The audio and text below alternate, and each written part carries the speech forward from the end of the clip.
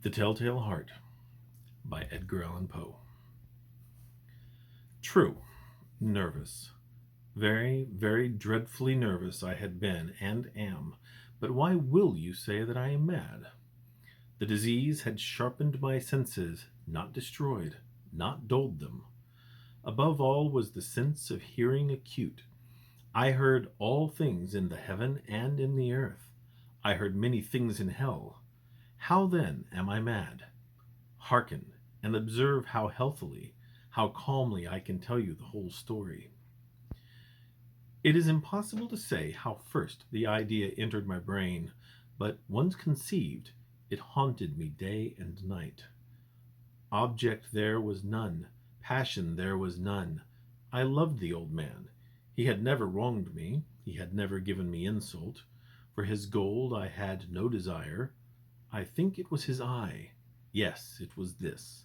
One of his eyes resembled that of a vulture, a pale blue eye with a film over it. Whenever it fell upon me, my blood ran cold, and so, by degrees, very gradually, I made up my mind to take the life of the old man, and thus rid myself of the eye forever. Now this is the point. You fancy me mad. Madmen know nothing. But you should have seen me. You should have seen how wisely I proceeded, with what caution, with what foresight, with what dissimulation I went to work. I was never kinder to the old man than during the whole week before I killed him, and every night about midnight I turned the latch of his door and opened it, oh, so gently, and then, when I had made an opening sufficient for my head, I put in a dark lantern, all closed, so that no light shone out, and then I thrust in my head. Oh, you would have laughed to see how cunningly I thrust it in. I moved it slowly, very, very slowly, so that I might not disturb the old man's sleep. It took me an hour to place my whole head within the opening so far that I could see him as he lay upon his bed. Ha! Would a madman have been so wise as this? And then, when my head was well in the room, I undid the lantern cautiously. Oh, so cautiously. Cautiously, for the hinges creaked. I undid it just so much that a single thin ray fell upon the vulture eye. And this I did for 7 long nights, every night just at midnight. But I found the eye always closed, and so it was impossible to do the work, for it was not the old man who vexed me, but his evil eye. And every morning, when the day broke, I went boldly into the chamber, and spoke courageously to him, calling him by name in a hearty tone, and inquiring how he had passed the night. So you see, he would have been a very profound old man indeed, to suspect that every night, just at 12, I looked in upon him while he slept. Upon the 8th night I was more than usually cautious in opening the door. A watch's minute hand moves more quickly than did mine. Never before that night had I felt the extent of my own powers, of my sagacity. I could scarcely contain my feelings of triumph. To think that there I was, opening the door little by little, and he not even to dream of my secret deeds or thoughts. I fairly chuckled at the idea, and perhaps he heard me, for he moved on the bed suddenly, as if startled. Now, you may think that I drew back, but no. His room was as black as pitch with the thick darkness, for the shutters were close fastened through fear of robbers. And so I knew that he could not see the opening of the door, and I kept pushing it on, steadily, steadily.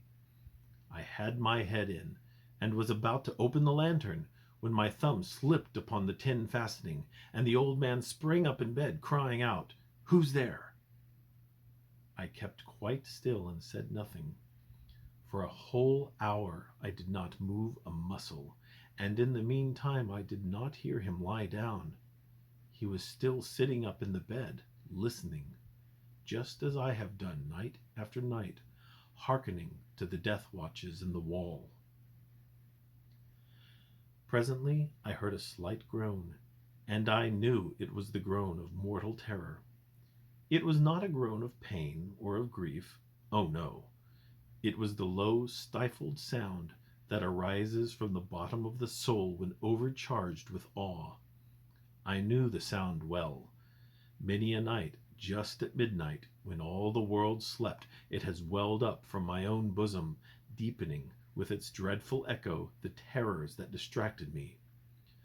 I say I knew it well. I knew what the old man felt, and pitied him, although I chuckled at heart. I knew that he had been lying awake ever since the first slight noise, when he had turned in the bed. His fears had been ever since growing upon him. He had been trying to fancy them causeless, but could not. He had been saying to himself, "It is nothing but the wind in the chimney. It is only a mouse crossing the floor." Or, "It is merely a cricket which has made a single chirp." Yes, he has been trying to comfort himself with these suppositions, but he had found all in vain. All in vain, because death, in approaching him, had stalked with his black shadow before him and enveloped the victim. It was the mournful influence of the unperceived shadow that caused him to feel, although he neither saw nor heard, to feel the presence of my head within the room. When I had waited a long time, very patiently, without hearing him lie down, I resolved to open a very, very little crevice in the lantern. So I opened it. You cannot imagine how stealthily, until, at length, a single dim ray, like the thread of the spider, shot from out the crevice and fell upon the vulture eye. It was open, wide, wide open, and I grew furious as I gazed upon it. I saw it with perfect distinctness, all a dull blue, with a hideous veil over it that chilled the very marrow in my bones, but I could see nothing else of the old man's face or person, for I had directed the ray, as if by instinct, precisely upon the damned spot. And now, have I not told you that what you mistake for madness is but over acuteness of the senses? Now, I say, there came to my ears a low, dull, quick sound, such as a watch makes when enveloped in cotton. I knew that sound well, too. It was the beating of the old man's heart. It increased my fury, as the beating of a drum stimulates the soldier into courage. But even yet I refrained and kept still. I scarcely breathed. I held the lantern motionless. I tried how steadily I could maintain the ray upon the eye. Meantime the hellish tattoo of the heart increased. It grew quicker and quicker, and louder every instant. The old man's terror must have been extreme. It grew louder, I say louder, every moment. Do you mark me well? I have told you that I am nervous. So I am. And now, at the dead hour of the night, amid the dreadful silence of that old house, so strange a noise as this excited me to uncontrollable terror. Yet for some minutes longer I refrained and stood still. But the beating grew louder. I thought the heart must burst, and now a new anxiety seized me. The sound would be heard by a neighbor. The old man's hour had come. With a loud yell, I threw open the lantern and leaped into the room. He shrieked once only. In an instant I dragged him to the floor and pulled the heavy bed over him. I then smiled gaily to find the deed so far done, but for many minutes the heart beat on with a muffled sound. This, however, did not vex me. It would not be heard through the wall. At length it ceased. The old man was dead. I removed the bed and examined the corpse. Yes, he was stone dead. I placed my hand upon the heart and held it there many minutes. There was no pulsation. He was stone dead. His eye would trouble me no more. If you still think me mad, you will think so no longer when I describe the wise precautions I took for the concealment of the body. The night waned, and I worked hastily. but in silence. First of all, I dismembered the corpse. I cut off the head and the arms and the legs. I then took up 3 planks from the flooring of the chamber and deposited all between the scantlings. I then replaced the boards so cleverly, so cunningly, that no human eye, not even his, could have detected anything wrong. There was nothing to wash out, no stain of any kind, no blood spot whatever. I had been too wary for that. A tub had caught all. Ha! Ha! When I had made an end of these labors, it was 4 o'clock, still dark as midnight. As the bell sounded the hour, there came a knocking at the street door. I went down to open it with a light heart, for what had I now to fear? There entered 3 men who introduced themselves with perfect suavity as officers of the police.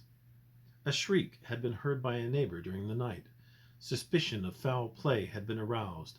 Information had been lodged at the police office, and they, the officers, had been deputed to search the premises. I smiled, for what had I to fear? I bade the gentleman welcome. The shriek, I said, was my own in a dream. The old man, I mentioned, was absent in the country. I took my visitors all over the house. I bade them search well. I led them at length to his chamber. I showed them his treasures, secure, undisturbed.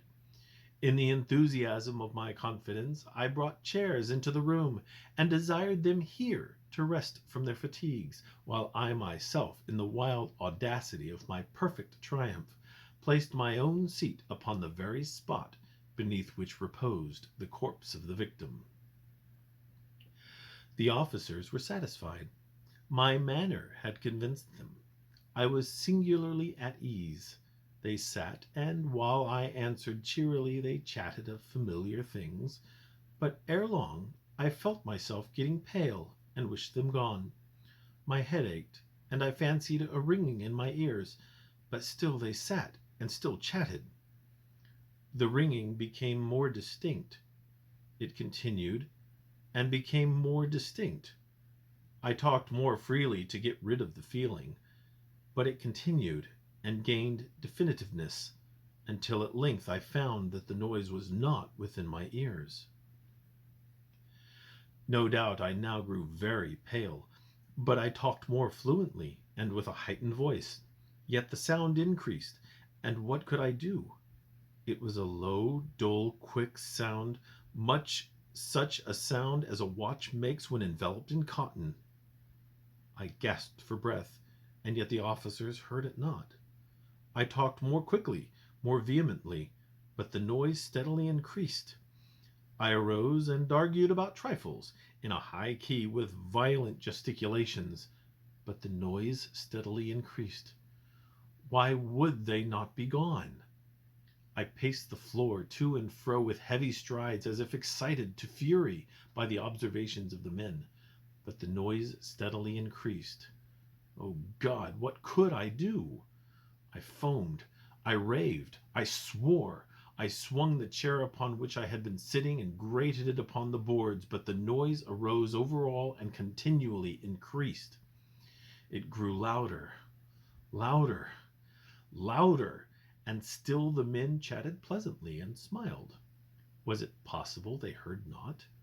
Almighty God, no, no, they heard, they suspected, they knew. They were making a mockery of my horror. This I thought, and this I think. But anything was better than this agony. Anything was more tolerable than this derision. I could bear those hypocritical smiles no longer. I felt that I must scream or die. And now, again, hark! Louder, louder, louder, louder.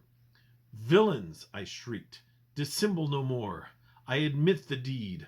Tear up the planks. Here, here. It is the beating of his hideous heart.